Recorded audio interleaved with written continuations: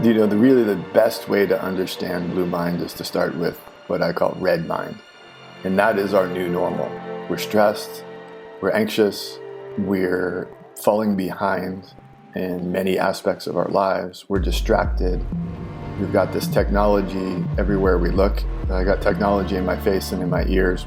And that's our new normal. We wake up and we dive into a melee of input, of sensory overload.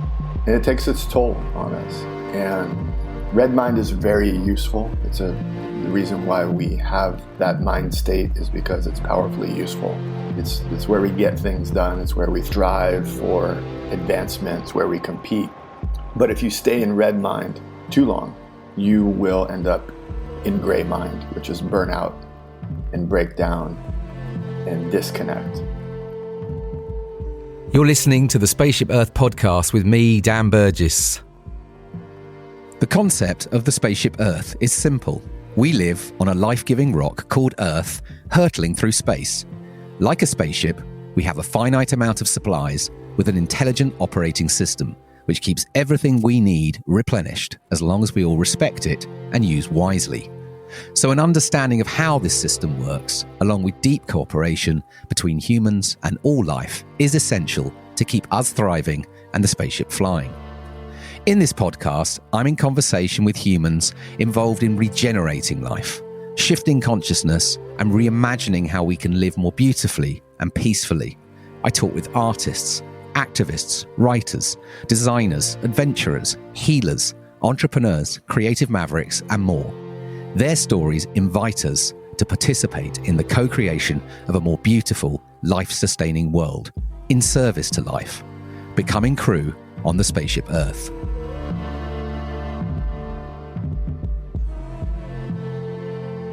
Hello, welcome to the show. This is Dan. Thanks for tuning in.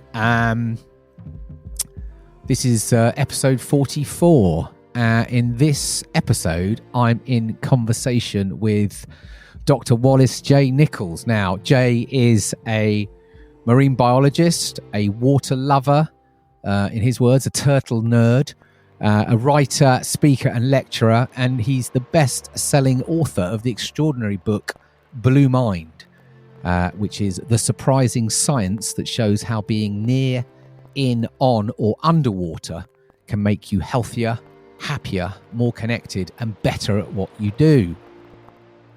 Sounds curious, right? You must read it. It's an extraordinary book. Anyway, Jay has been called a keeper of the sea by GQ magazine, a visionary by Outside magazine, a friend of the sea, the godfather of water by Irish Life Health, and many, many more. He's on a kind of ever-twisting collaborative mission to create a new story of water and share it with the world. And this story, he says, includes the vast cognitive, emotional, psychological, social, physical, and spiritual benefits that we can all derive from healthy waters and oceans throughout our lives. So it was a real pleasure to connect with Jay for this conversation. I'm going to cut straight to it. This is episode 44 of the Spaceship Earth podcast with Jay Nichols of Blue Mind. Okay, Jay, welcome to the Spaceship Earth podcast. Dan, thank you for having me. It's a pleasure. Yeah, it's great to have you here. Just because we're in this world of lockdowns and God knows what else, it'd be lovely just give some context. Where are you right now? where do we find you? I'm on the central coast of California, and about a block from the Pacific Ocean, sitting in my dining room, to be specific. So, and how is it? How's your? Well, it's morning for you, isn't it? How's the morning looking? Morning. It's sunny, and the ocean looks terrific, and gonna get in it. Yeah. Amazing. So, listen, we met a couple of years ago in San Francisco at was the UN climate conference, and we had the Ocean Hack event. That's right. Which was amazing to get you to come and participate in that whole day with us. And I'd come across, I think, your book Blue Mind maybe a couple of years before then, which had a huge made a huge impression on me. So interesting. And I want to get into that, that work, your body of work, and that beautiful phrase that I always remember you landing, which is, this idea of water is medicine, which has always stuck for me. And I want to get into that, but I think just, many of my listeners might not be familiar with your work. And I would love just to know a little bit of, before we dive in, literally, just about how you got to that, a little bit of your backstory, I guess, just a bit of context on what got you to this work. Because I think that's really interesting for folks to understand a little bit about that story. So could we start with that? Yeah, it's kind of the classic story of an intertwined personal and professional set of experiences, which is kind of what you hope for in a life and a career, that your personal interests intersect with your professional interests. And that's just maybe a satisfying way to live and work. But I am a marine biologist, and I study sea turtles, and I study plastic pollution and climate change, and marine protected areas, and all the things that sea turtles kind of intersect with. And always noticed I felt better when my work brought me to the edge of the water, or on the water on a boat, or underwater. And I noticed the same from my colleagues and my peers was true. And upon further reflection, I realized that I think my whole life has been dictated by this basic idea about being near, in, on, or underwater, going all the way back to my childhood. And, as a kid, I was, what we would call me now, was an introvert. I was kind of quiet and shy. I stuttered. I didn't really care for social experiences much. I didn't like loud noises. So being underwater was my happy place. And I know a lot of people can relate to this. People don't talk to you underwater. The phone doesn't ring underwater. There's no homework. And so that's always been true. I just love being underwater, love being in the water. And I just started thinking, like, what is that all about? What's going on neurologically, psychologically? So I went looking for a book about our brain on water. And I found books about our brain on stress, our brain on happiness, our brain on music, neuroplasticity, neuroeconomics, but nothing out there about our brain on water, that intersection. And I just wanted to read that book, and I couldn't find it. And then I wanted to apply what I found in this hypothetical book to my work for the ocean. And I tried to convince some smart people that they should write it, and then I could read it. And I failed at that. And I ended up pitching it to a guy named Dr. Oliver Sacks, who passed away a few years back. He was a neurologist, a water lover, a brilliant man, a brilliant writer. And I thought, man, if he wrote this book, I would just love to read it, and I would work for him. And I pitched it to him, and he said, "That's a fine idea. You do it." And then there was just, I have, the utmost respect for that man. And that was a command, not a suggestion. And so I took that very seriously. And 5 years later, handed him a copy of this book, Blue Mind, and said, this is essentially your fault. Hope you enjoy it. And shortly after that, he passed away. But fortunately, I was able to complete that little loop. And so now I'm trying to forget that I've written the book, and I try to read it because I just wanted to read it. I didn't really want to write it. Yeah, because when was this? It was just a few years back, wasn't it? When it came out in 2014. 2014 right. It came out initially. Then it's seen its various translations: Chinese, Korean, Russian, Italian, German, etc. So every year there's kind of a new translation or a new version. So it kind of feels newer than it is. But it's been since 2014. Because there's a phrase on the book, so just for the listeners, which is sort of frames the blue mind, the surprising science that shows how being near, in, on, or underwater can make you healthier, happier, more connected, and better at what you do. Can you give the listeners a bit more of a sense then what blue mind is all about? Mm-hmm. Well, the best way to understand blue mind is to start with what I call red mind, and that is our new normal.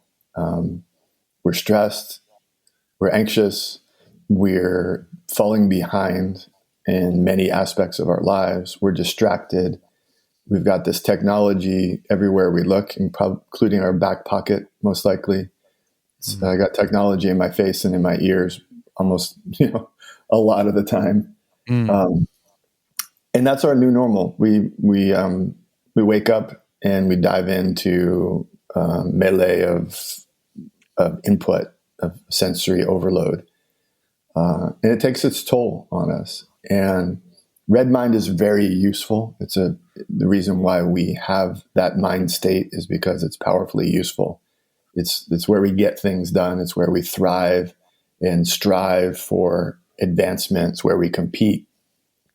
But if you stay in red mind too long, you will end up in gray mind, which is burnout and breakdown and disconnect. And we've all felt that. It used to be a bit taboo to talk about things like depression and deep sadness and burnout. And now everybody's talking about it for one simple reason. We're all dealing with it. And so layer the pandemic on top of this, layer economic challenges and political divisiveness. Yeah, craziness. And craziness and personal challenges that we were talking about before we got recording here. We're all dealing with. And so red mind is our new normal. Gray mind is the result. So now enter blue mind. Blue mind is that calm, creative, collaborative, connected, perhaps even courageous place that we go when we feel connected to ourselves, connected to our planet, connected to each other. And we're able to relax. We're able to hear ourselves think again when we sort of cut off all of the sensory input that others are shooting at us, and just breathe. And so by definition, it's a mildly meditative state where we feel kind of, sounds cliche, but more like one with the universe. We just feel good, and where our creativity flows. And it is enhanced by being near, in, on, or underwater, or in representations of water. So it may be a recording of the ocean rather than the ocean itself. It may be the bathtub rather than a lake. So water in all of its forms, wild, domestic, urban, and virtual, can create this mind state called blue mind. And so that's what the book is all about, is what is the neurophysiology of that. As far as, we had the research in 2014, which it has advanced tremendously in the past 6 or 7 years. Yeah. And how do we make sure it's common knowledge? That's really the goal here, is let's make blue mind science and practice common knowledge. Let's put it into everybody's hands as a tool, as an option for when you feel red mind has taken over. You'll remember, oh yeah, I need to get in the water. I need to get by the water. I need to submerge. I need to take a walk by the river. Yeah, that's the basic idea. Yeah, and because in the book, obviously you've got, just endless examples and stories. Because your work is, again, there's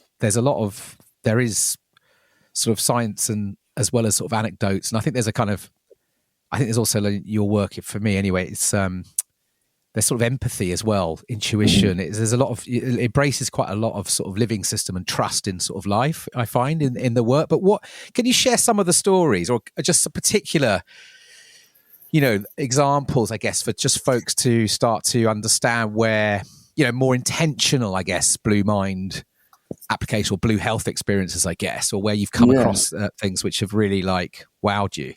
Yeah, I'll tell you two quick stories. One is personal. One is I'm a father of two teenage daughters, and at a certain age, they kind of stopped telling me things. If I said, "How was your day?" they'd say, "Fine." If I say, "What did you do at school?" they'd say, "Nothing." And that's about all. I mean, if you're a parent or a grandparent or been around kids, you probably have had this experience. Yeah. And so I somehow the door closed and I became uncool. And talk about red mind for me with my kid. That seems to have connected when they start getting their own sort of personal handheld smartphone. That's true. Yeah, ironically, right? So, and it broke my heart. I was not happy that I lost my baby girls. For a parent, it's just a bad feeling. And but I discovered if we got in the water together, if we got in a hot tub, or went for a swim, they start talking and they tell me everything about everything. And I just listen and I'd just be so happy, because hearing about your children's lives, just the daily mundane things, like what's going on at school, what are you studying, what are you interested, who are your friends, and what are you doing? When you're cut off from that because they're growing up and they're distancing, it hurts. But getting in the water, the conversations flowed it's not magic, but it felt like magic. And it's neuropsychology, it's blue mind in practice. And I just love that. So that's like parenting. And what is that, do you think then? What's going on there that's particular to water, do you think, is your... Well, you said technology, comes in and then the conversations decrease. Well, technology and water don't care for each other much. I mean, water will wreck your device pretty quickly. And so there's that. There's just, don't bring your computer or your device into the water. So that's the first part. The second part is there's a quietness, there's the sound of the water, there's the feel of the water. There's just a lot less input. Generally, if you're in this is kind of sounds like cliche California, but we had this big cedar hot tub thing, just a soaking tub. And it's a confined area. So you're kind of captive to it. And so you're sitting in there, you don't have your technology, your sensory experience is stabilized, not a lot of new information coming in. But water does put us into this more open state where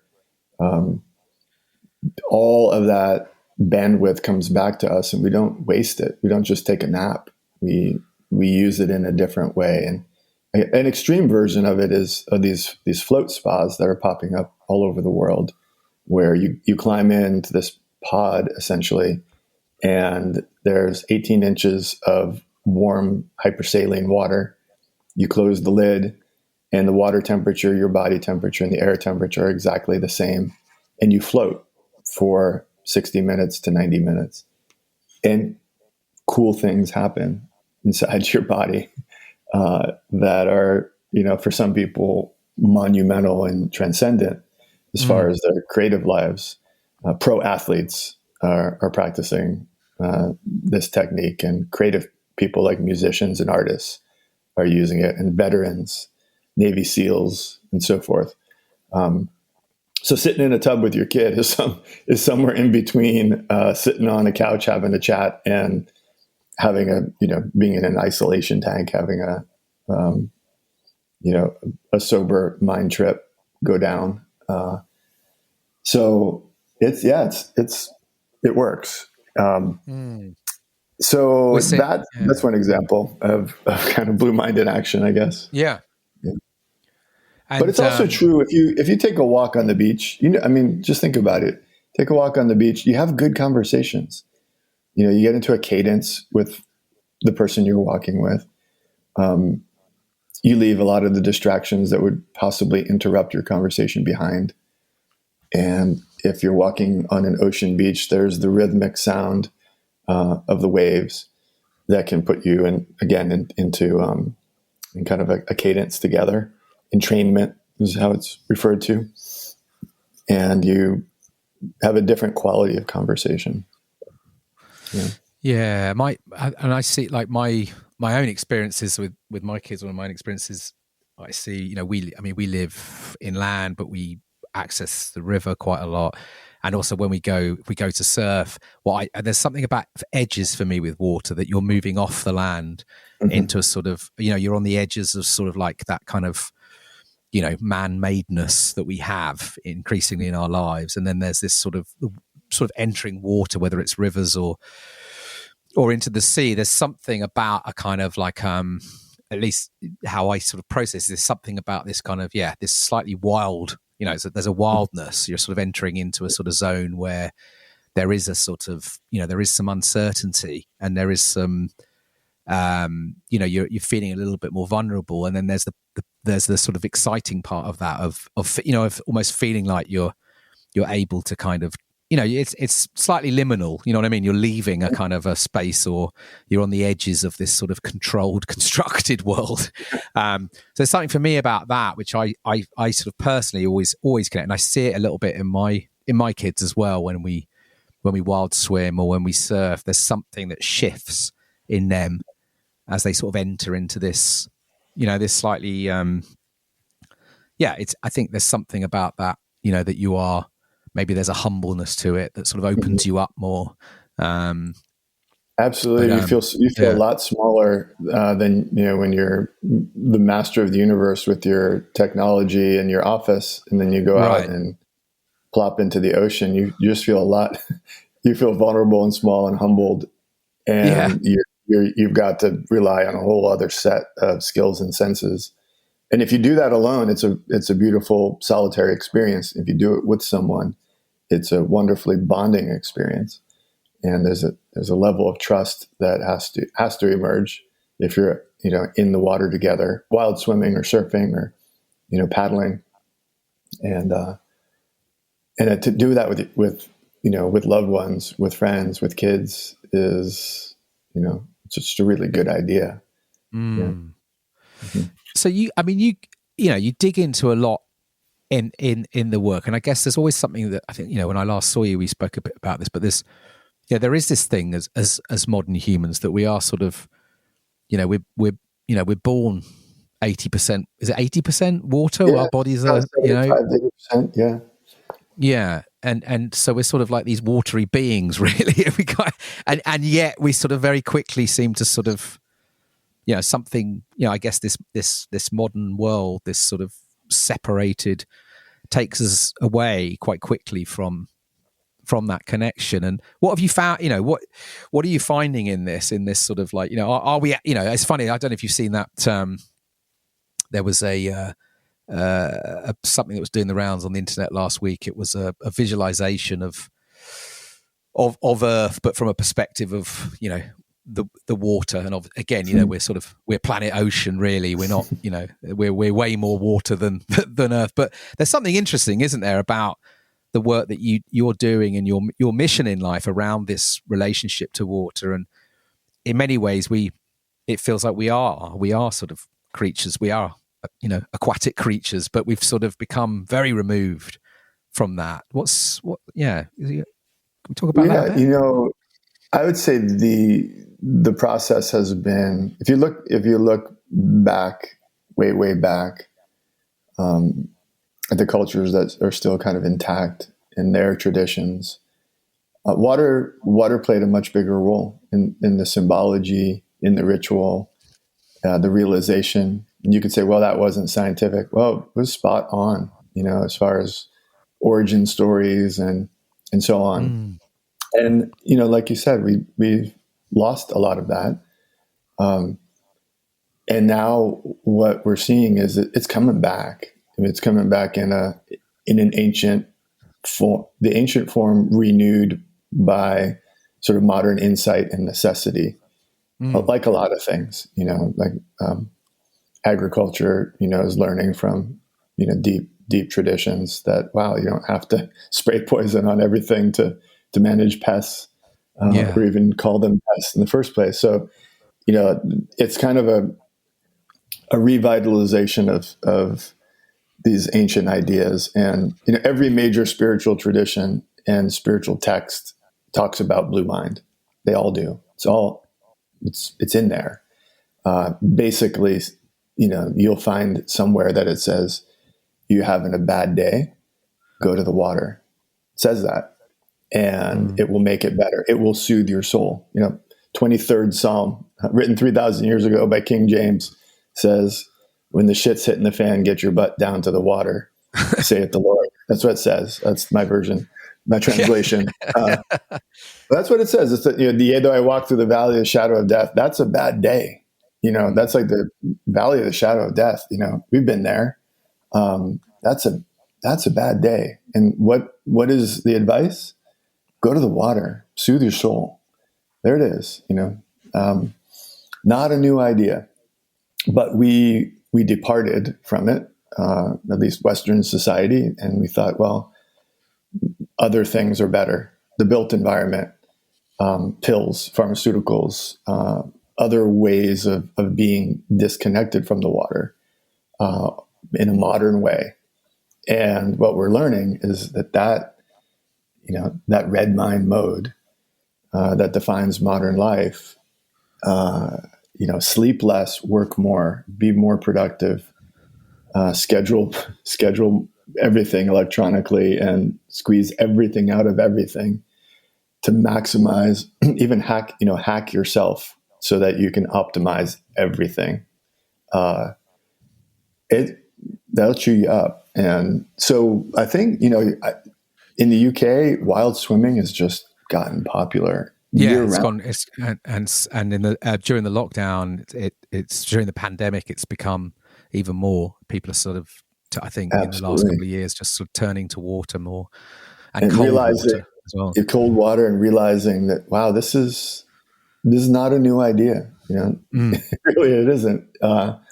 But this is a new application, and we're facing a new set of challenges in terms of emotional and mental health, the health of our communities. Because when people feel this red mind coming on too strong and are tipping in the gray mind, they tend to self-medicate, and they tend to do things that make things worse. So maybe drinking, maybe something harder than that, maybe destructive behaviors. And then it creates more red mind, and that's a negative feedback loop. And it's so important to make it, again, common knowledge. So people say, wow, I'm feeling a little heavy on the red mind. Where's the nearest body of water? Or maybe a friend says, hey, you seem stressed, let's swim. And it's happening. It's still, it's still considered a little odd to swim in cold water in the middle of the winter, breaking through the ice. It's still a little bit of a small club, but it's slowly catching on, for sure. And I think that's the thing. I guess that's the thing, isn't it? Is the more the more people start to experience and put themselves into water and cold water and whatever they decide to do, then it is that feedback. You're starting to get that kind of feedback that, oh, this is good, this works for me. Because I guess we could talk about trauma for a bit, and again, there's obviously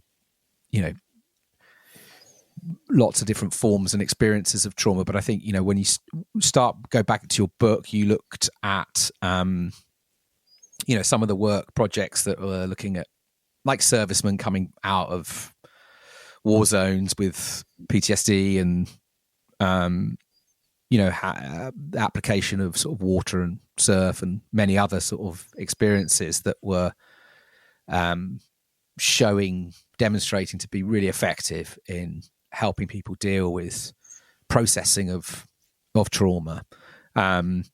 and it feels like now in 2021,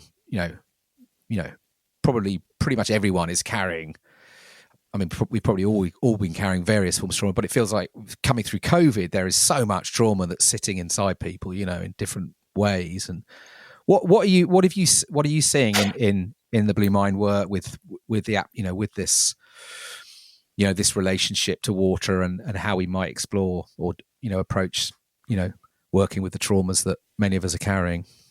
Yeah, I've been fortunate to work with a number of different groups that serve veterans, men and women who are dealing with various levels of post-traumatic stress, permanent injuries, physical injuries, and the challenges of just sort of re-entering this, our crazy society and all the red mind and all the different triggers that set off their post-traumatic stress.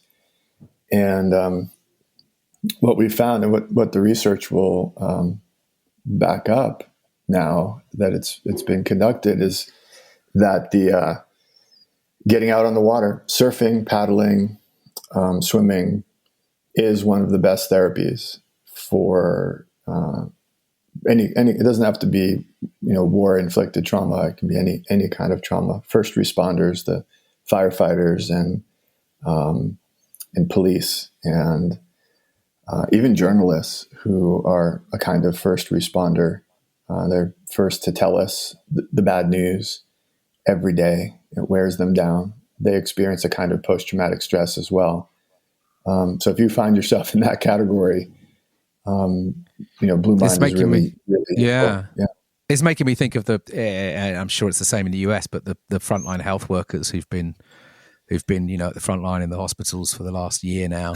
Yeah, absolutely. And, we're hearing so much research now on the stress levels and the trauma that these people are carrying through witnessing what they've witnessed and having to deal with what they've had to deal with, and it brings to mind this work.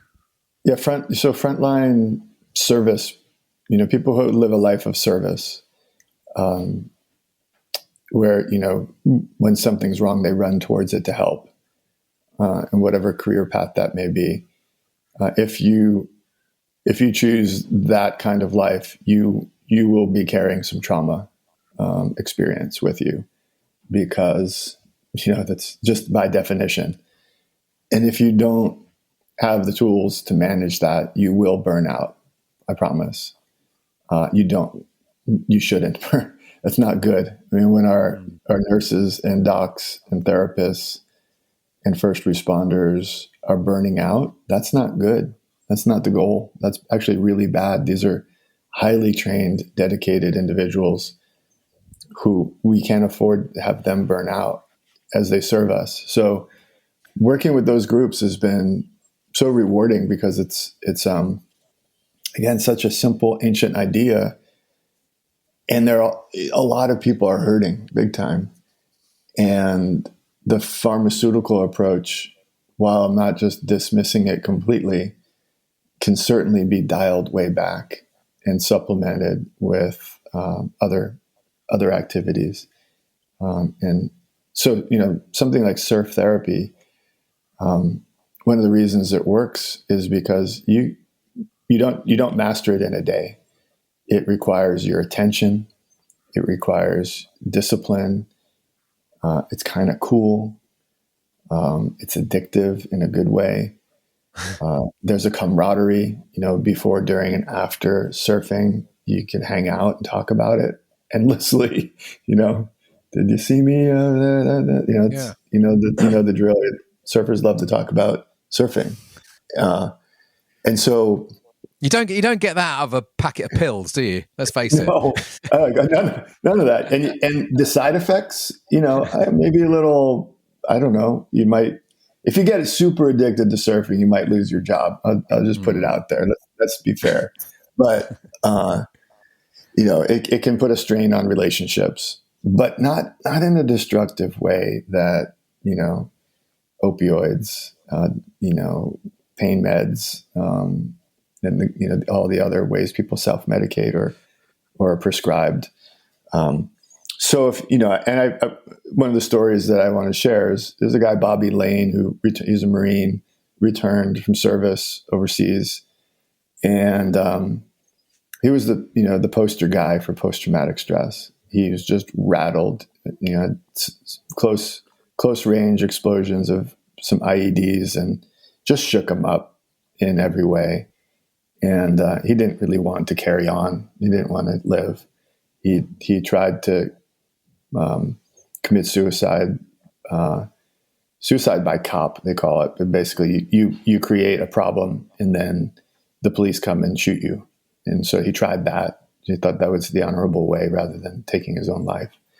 And they shot him with rubber bullets and just pissed him off and bummed him out. And he hit the bottom. He was on all kinds of stuff and drank a lot. And when he caught his first wave, he says it took three. He got up on his third wave and stood up. And he thought to himself, I want to live. And then his next thought was, I want to do this more.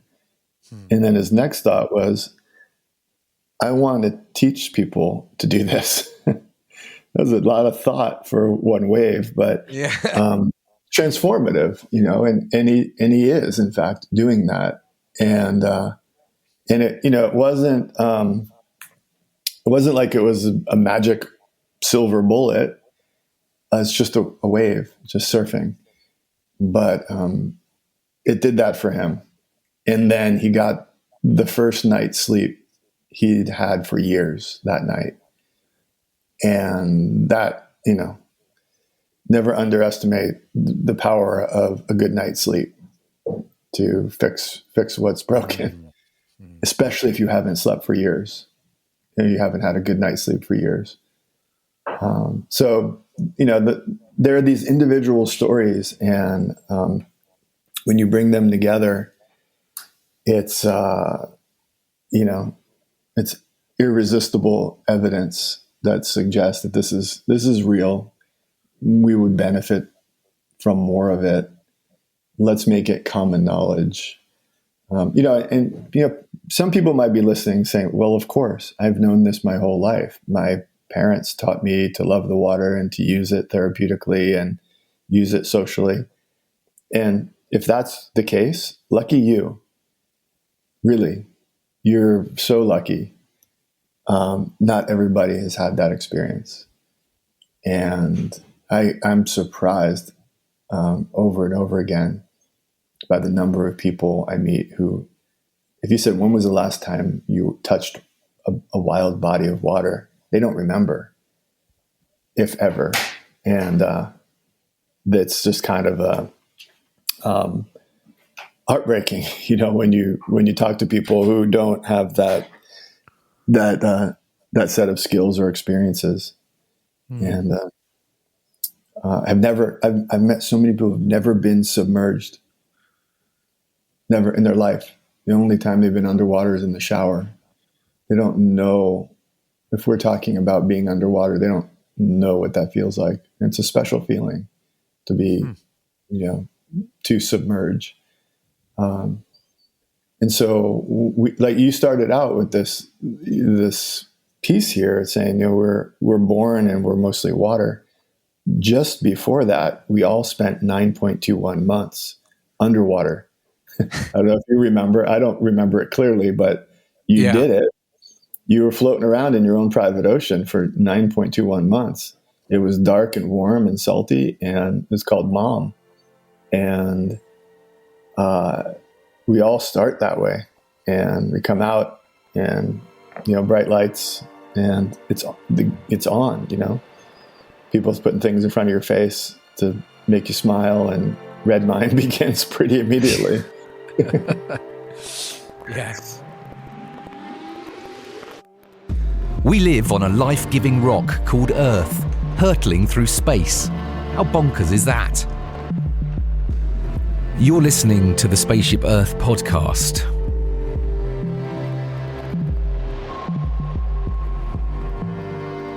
It's fascinating. It's like, are you finding in the I mean, you can give us a US perspective. I don't know it's obviously, depends on probably where you live, but we're hearing, been sort of following for many years here, this kind of, these murmurings of doctors starting to think about, prescribing nature or, social prescribing, where they're, looking to find an experience for you to connect with, others or connect with the natural world or whatever. It's been sort of bubbling around for quite a few years on the edges, and it feels like we're starting to hear it a bit more and more now. Mm-hmm. That actually, this, looking to these kind of, as you've touched, these very sort of almost sort of ancient practices and things we've probably known forever as a species of the medicine that's available in the lands and waters around us. But how's it looking in the US? Is this, are you starting to see, these becoming viable, therapies, or is there still some way to go? I'd say both. I'd say it's generally, I usually say we look to the UK for guidance. That's interesting. Really interesting. Yeah, because just a different healthcare systems, and the preventative piece is less institutionalized in the US compared to the UK. And so we're struggling, I would say, to figure out how do you get insurance companies to pay for surf therapy? How do you monetize it? What is the dose? And that gets tricky, right? It doesn't fit neatly into a pill, to put it bluntly. And if you can't monetize it, it's just harder to make work in the US system. And in the UK, you tend to have at least more attention on the preventative activities. Whether it's walking the coastal path or things like surf therapy, social prescribing. If you say social prescribing in the US, people don't know what you're talking about. Yeah, at all. It's just not a thing. So that's part of it. But the backdrop and the thing that gives me some hope and yes, immediate action is I heard at a conference, a researcher said 90% or so of healthcare decisions are made without talking to a doctor or a therapist. They're made by each of us in our own homes before things get serious. 90%. And so that's my focus. If the institutionalized medicine and the for-profit medicine is having a hard time getting their head around it, okay, they can take their time and figure it out and get it right. Meanwhile, let's focus on the 90% of healthcare that happens within the household between family members. So that may be somebody saying, "Oh, I'm feeling like I'm getting a little bit heavy. I'm going to prescribe myself a better diet," and they just do it. Or I'm going to prescribe myself some exercise, or I'm going to prescribe myself some relaxation, or I'm going to take an aspirin if I have a headache, and not need to seek out the time and effort and cost of a physician's counsel. So that's 90% of healthcare is delivered that way. And so if we can slip in there and say, here's a tool for your toolkit for your family, for your business, put this in and let everybody know about it. I think we can reach a lot of people. Well, and we can heal a lot of people. I think there's this concept of lifestyle medicine that is starting to get a little bit more popular and make its way, into the conversation. That is kind of what you're referring to. At least that's what they call it here, in the US is lifestyle medicine, which, it's kind of say, what can we do? What can we do along the way to avoid illness, disease, injury in the first place? And if we do acquire a problem, what can we do in terms of our lifestyle to manage it better and handle it without, invasive surgery or pharmaceuticals with massive side effects.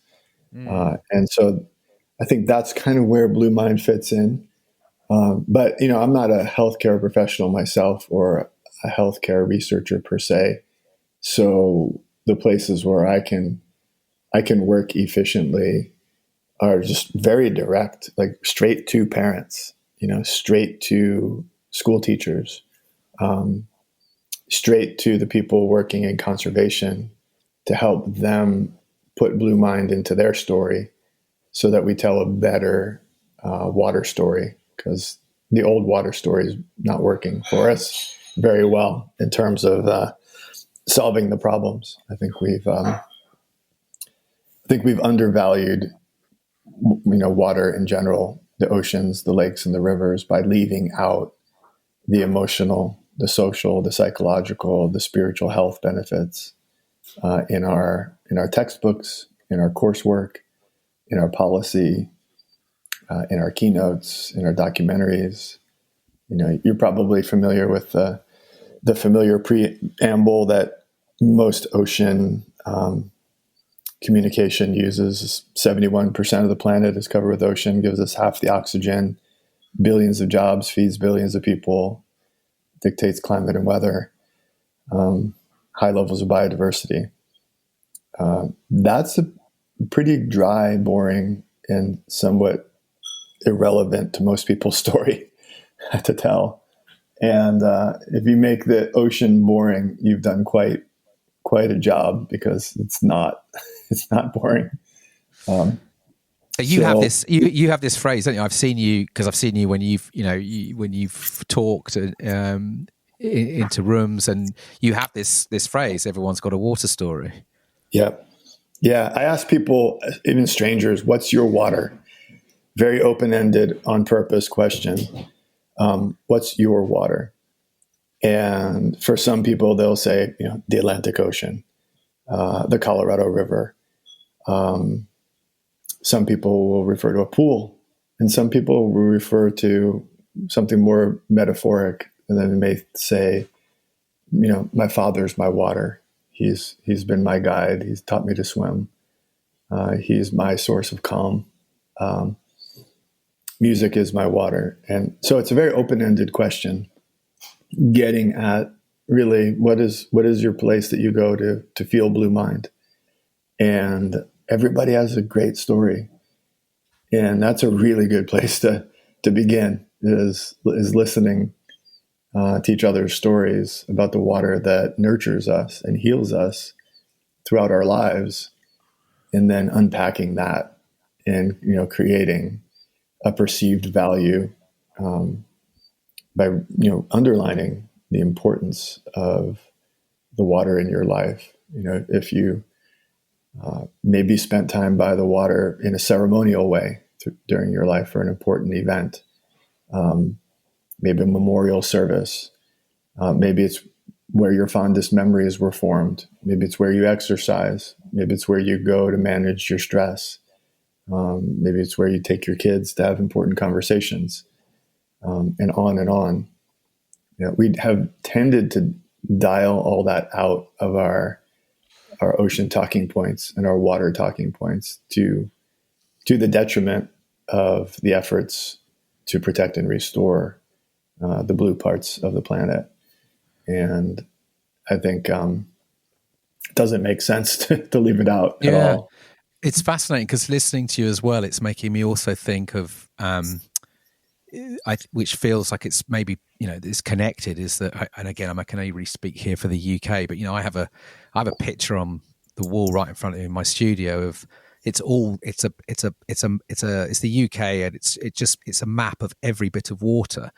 So it's kind of like the whole island is covered in rivers and streams. Like it's like a series of, it's like a veins that go everywhere that are blue, but yet many of them have been concreted over, or built on, or do you know what I mean? They're sort of hidden, but they're there. And I wonder as well, part of what you're speaking to is the way that we have, inverted commas, developed our world, that we've sort of, there's the sort of digital distraction where we don't see, but there's also this kind of, in many ways it feels like water is been hidden almost through, our progress story. And I wonder how much that visibility also, because particularly if you don't live by the ocean, or you don't live by a river or whatever, you get a sense that maybe that water isn't around you, but actually it's everywhere, right? It's just,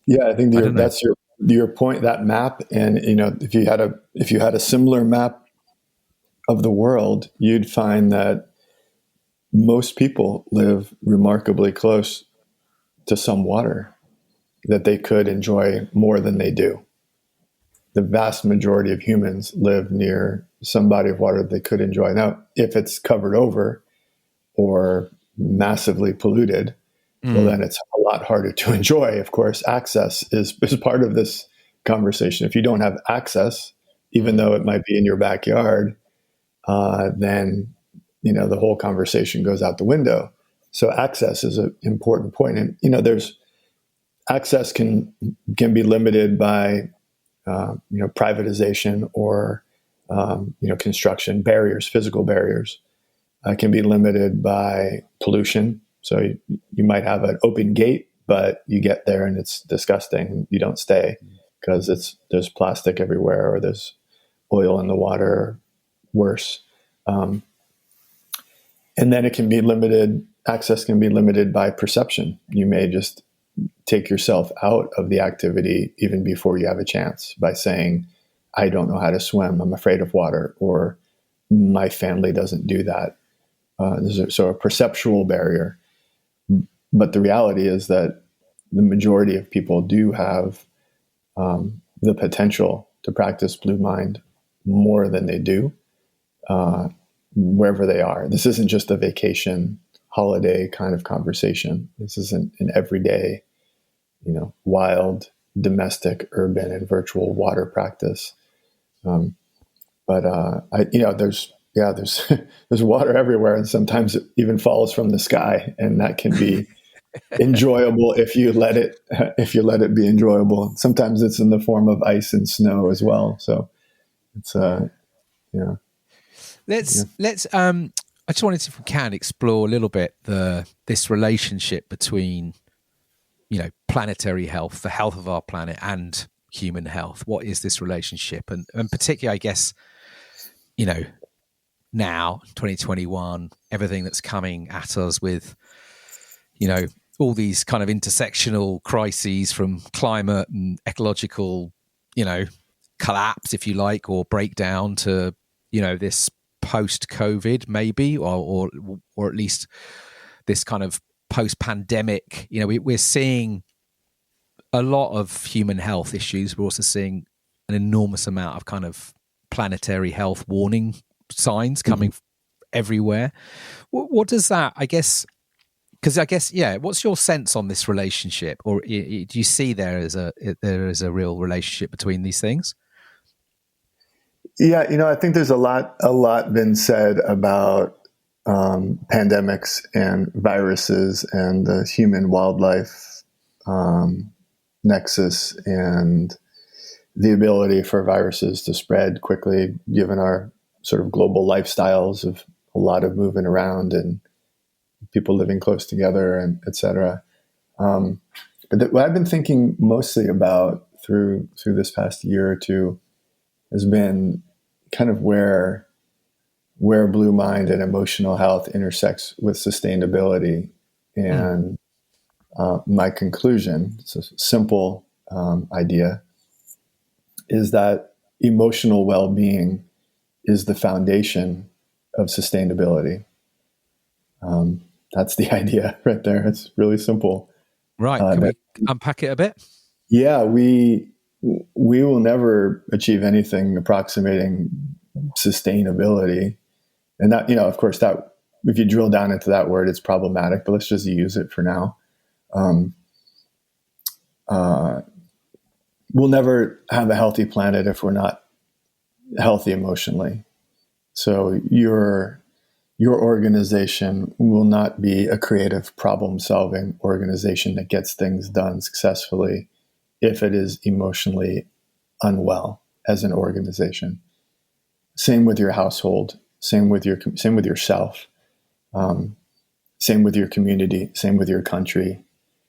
So we've all been through some version of all of that. Divisiveness and conflict and anger and poor communication and hatred and unhealth, emotional unhealth. And even before the pandemic, that happened. So, that's kind of been the horse I've been riding lately is, we need to at least connect in, emotional health with ecological health and economic health as, one of the legs of the stool for sustainability. And we tend to focus on ecological and economic matters, whether it's at the UN level or a local NGO. Those tend to be the two things that are in education. But the basis of it all, the foundation of it all is our emotional health. And, if you just look at creativity alone in a red mind mode, you're not creative. You're in a fight or flight response. You might be a little bit productive. You could be very destructive. You might be able to sprint away from things fast. You might be able to yell loud when you're in red mind mode. You might be able to hit hard, but that's not sustainable. So if we're always in a panic crisis stance in that red mind mode, we're just going to all burn out. And that's not emotionally healthy. So you need to be able to toggle back between red mind, which is useful, right? Sometimes it's time to fight. And sometimes it's time to yell. We just went through this very weird sort of election, another weird election. And I just kept saying to myself, when will people stop yelling? It's like everybody's yelling. Even the men and women I voted for, they're yelling. Everybody's yelling. Why is everybody yelling? And especially when they have a microphone right in front of themselves. I'm not going to yell into the microphone. And, you have a microphone and a big PA system. You don't need to yell. That's kind of the point. But everybody's yelling into the microphone at each other or past each other. So we need to get beyond just the yelling and screaming, red mind, hard hitting, fight or flight mode and shift down into the creative, collaborative, courageous, blue mind state. And I think, and that's where sustainability comes from. That's where the big ideas come from. That's where the beautiful ideas, the tasty ideas, the fun ideas that work, that heal and restore and make us happy. And, and of course, conflict and competition are a part of it. But if that's all you got, you're in trouble. So yeah, I love that. It's making me think of that again. Yeah, it's sort of sustainability it's an inside job, and it's and it's making me think. I've often thought this with it's funny just hearing you talk about politics, and I've often thought that again, what would happen if you gathered political leaders and on the shore of a break and got them in the water body surfing for an hour together. Do you know what I mean? Or into the woods for a night to sit around a fire in a sort of very dark forest. Like what kind of different breakthroughs we might have to what you're to exactly what you're speaking to. We could sort of let go of the shouting and sort of connect with something. Yeah, I had before our we used to open our house to different kinds of retreats. So before we lost our home in these wildfires, we opened it to a group of Greenpeace leaders and they came and stayed at my house and helped facilitate some workshops. And they were from all over the world. And they were very much in a red mind mode, working on plastic pollution. And I said, let's go. There's a spot called Greyhound Rock. And at low tide, it's like an island. And at low tide, you can walk to it. Let's go. And we all went out there and went up on the rock. And you go way out on the edge of the rock and you feel like you're on the bow of a ship looking out over the North Pacific Ocean. And it was the best moment.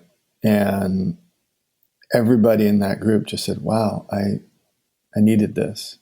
So here's a group of people working on ocean issues and just going and looking at the ocean for a half an hour was medicine, And then we went back to the house and they worked and came up with some new ideas and got their stuff done. But I just remember how surprised I was. This group of ocean activists needed to go see the ocean and be reminded of it, that this is what you're actually working for, is this giant body of water that covers the planet, and how far from that they actually were, and how useful it was just to go without laptops. We didn't go out there to work. We just went out there to be, and then went back and, had food and tea and stuff and a roof and a fireplace and got work done. But it was, exactly, there wasn't heads of state, but it's exactly what you're describing, in practice. And it works, it's that shift. And the problem is that kind of earnestness and that kind of thinking in a cynical world is looked down upon and diminished. And I think we need more earnest people, not fewer. And we don't need more snark. We don't need more cynicism. I think we need more earnestness among those, working to fix what's broken. Yeah. And 100%. If you're an earnest person, and you're wearing your heart on your sleeve, you're going to take some hits. So you need to take care of yourself. And if maybe water is part of that self-care regime, it should be. So there's going to be folks listening to this who are like going, yeah, this is great, but you guys, you're out in the, you live out by the ocean. you live. Well, I'm stuck here in a city, living in a block, and like, what have you got any? What can we share any wisdom with those that, who are curious about developing their blue mind, if you like, but how could, what are some ways for people to start moving into this if they're curious, but like you say, may not have they might not believe that they can activate blue mind because of their context, if you like? Yeah, I've counseled a number of people who had said exactly that. And we just got on the phone and I said, okay, really pull out a piece of paper and something to write with, and let's do this. So make a list. If I said, you need to get in the water within an hour right now, where would you go? How would you do that? Just write it down. Tell me 3 places you could go. If I said, you need to be wet, you need to be water up to your neck within 1 hour from this moment, where would you go? Make that list. And then if I said, you need to be, in the water in a place that you enjoy, within 12 hours, where would you go? How would you get there? What's the name of that water? Okay, well, those are 2 lists right there. Obviously the further travel can be limited during a pandemic. It can be limited financially, logistically, time off from work, etc. But within an hour, where's that? Is there a public pool? Is there a float spa? Is there a lake, a river, a creek, an ocean that you could get to within an hour? And if the answer is no, well, what about an hour and a half? No, well, yeah. I mean, I think that's doable. I think it's an Yeah, it's doable. And if you it's an interesting exercise. Yeah. Yeah, and then even within your home. So that's the wild water, but the domestic water. Do you have a bathtub? Do you use it well? Is it set up to be enjoyable, or is it storing? Is it like a storage container? Is it clean? Clean your bathtub, set it up to actually take a bath in it, get a candle, dump some salt in it, lock the door, and play some ocean sounds. I promise you'll feel pretty good if you do that. You're probably already feeling good thinking about it. So that's the domestic water. Take a hot shower and really feel the water on the back of your neck the next time you do that, and really enjoy it. And then there's, around your town, maybe there's a fountain or an urban waterfront that you can go just sit and do nothing, listen to the water and just sit and do nothing. And then, of course, I mentioned the virtual water. So the art, the poetry, the music that depicts the water you love. Maybe there's a musician that has a song about the ocean that takes you to that place, or a piece of artwork that you already have in your home. Move it to a different wall, because it kind of reactivates the art. If you put it in a different place, your brain isn't used to it. You'll see it again through new eyes. So move your art around. Maybe a small little desktop fountain, or one of those sound apps that plays the rain or the creek or the ocean. In the UK, probably not the rain. You can just listen for that. But yeah, we got plenty of that around. Don't need an app, but maybe the sound of a river or waves on the beach. Put that on instead of the news. Sorry, BBC, you might lose a few listeners for a few hours, but just play the sound of nature. I think the news is generally creating red mind at the moment. Yeah, take a news break and listen. No, that's an easy one. Take a news break and listen to the sound of water for an hour. If you're habitually listening to the news on the radio, turn it off and just turn on the sound of water for an hour and see how that works for you. Are you more productive? Are you more focused? Do you feel a little more relaxed? So those are, there are answers for everyone. Yeah, no, that's great. That's great. Thank you. So, thank you for this. We could go on, but I know we probably shouldn't. But just tell, like, it's 2021. I mean, what's good ways for people to engage with your work, and is there anything coming up you want to share, or just how's it best for people to dive in, so to speak? It's easy to find content. We've created a lot of it. If you just do a search for the term Blue Mind, apologies in advance. If you're interested, you get caught up in a lot of stuff. So if you're interested, dive into the work that exists and share it. Put it to use in your life and then share it. There's no, everything's set up. You don't need to ask permission to share our work. Just do it. Somebody that needs it. It may be yourself. It may be a colleague. It may be a family member. I'm sure somebody that would benefit from this conversation and putting it into practice in their lives. So offer it to them. That's really it. That's the whole thing right there. We're always doing things to kind of keep the conversation going. We're in the midst of an online book club right now that we do every year, where we read Blue Mind together every night for about a half an hour on Facebook Live and Vimeo. And then in the summertime, from May till September, we do something called the 100 Days of Blue Mind Challenge, which is basically a way to get people to try to experience Blue Mind in some way every day for 100 days to build new patterns and habits. And if that sounds interesting, join us. It's a very, very low pressure, low commitment kind of thing. And Yeah, really, it's all about you figuring out how this idea, this ancient idea backed by modern science, can make your life a little better, and then do it. That's kind of the whole thing right there.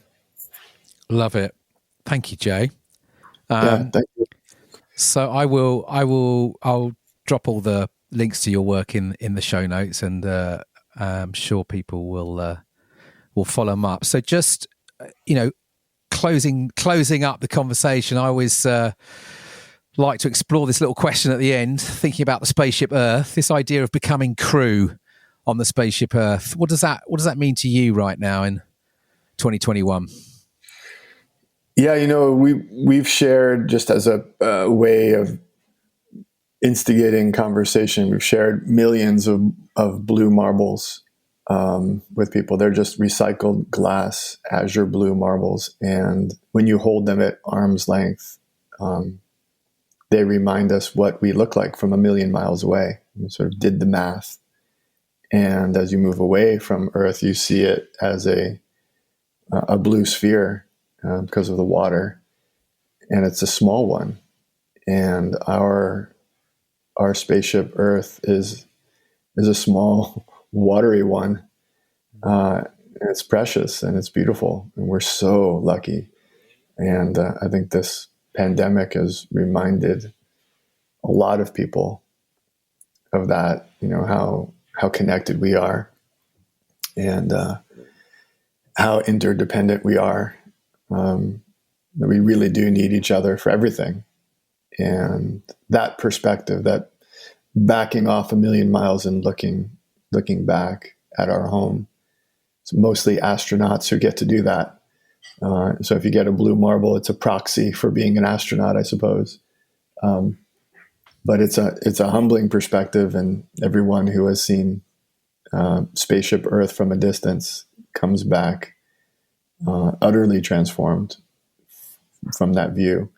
And I think that's something maybe people can keep in mind, that we really are that little blue marble in space, and the water is so important. Love that. That's my reflection. Yeah. I love that. It's beautiful. Thank you. Thank you, Jay, for all you do and for sharing this time to have this conversation. Likewise. Thank you for everything you do and for inviting me for this conversation. Yeah. Great.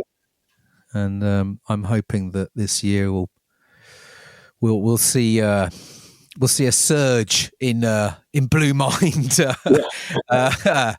because you're bang on.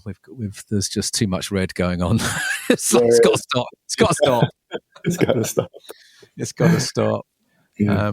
But thank you. So there you go. That was Dr. J Nichols and Blue Mind. I hope you enjoyed that conversation. We actually caught up really briefly, Jay and I, just before we press record on that. And we haven't talked really for a couple of years, and realised in the minute or so that we were chatting that we'd both been through quite some trauma at the end of 2020. Me with my daughter Olive's stroke, and Jay, as he briefly mentioned, had lost his home in a Californian wildfire on the back of climate change. And we'd sort of like thought, for one second thought maybe that's what we should have explored. So I actually reached out to Jay, and we've agreed to do another episode in the not too distant future where he will share the story of that wildfire and losing his home, and we'll explore together unexpected trauma and loss and losing what we love, and the role that the more than human world plays in helping us process trauma, blue and green, water and land. So look forward to that forthcoming episode. But anyway, do check out Jay's work. Totally recommend reading Blue Mind. It's an extraordinary read. So search that one out. And maybe check out some water close to you, as Jay suggested. The ocean, a river, a stream, a pond, a pool. get in it or buy it or on it, and maybe try doing that regularly for a month and see how you feel. Anyway, thanks for tuning in. It means a lot. If you like what you're hearing, do give us a review. It will take 30 seconds, a minute max, on Apple Podcasts or Spotify or whatever it is you listen to your podcasts on. It would be massively appreciated. It helps other people find the podcast. The more reviews, the more ratings, it travels further up on people's search. So get in. There's about 50 odd episodes. If you're new to this podcast, there's a lot of content and there's loads coming this year. I'm sort of upping the game a bit. So, subscribe to the newsletter if you'd like. You can find that on the spaceship.earth site. You'll see sign up. That's monthly. It's curated by me. It's updates on episodes. It's some good sort of planet healing vibes and creative inspiration in service to life. You can follow us on the Instas or send me any questions down at thespaceship.earth, or you can find us on Instagram at thespaceship.earth. I'm going to play out with a track, and it's a track from CJ Mirror. Someone I always, when I think of water, when I think of the ocean, when I think of electronic music, which is often where I'm at, I look at CJ's amazing work. So this is a track called Everglade Parade. It's from the album Static Original Surf Soundtracks Volume 1 from 2018. So until next time, look after yourself and those around you, and the more than human world around all of us that creates the conditions for life for all of us. Until next time, peace and out.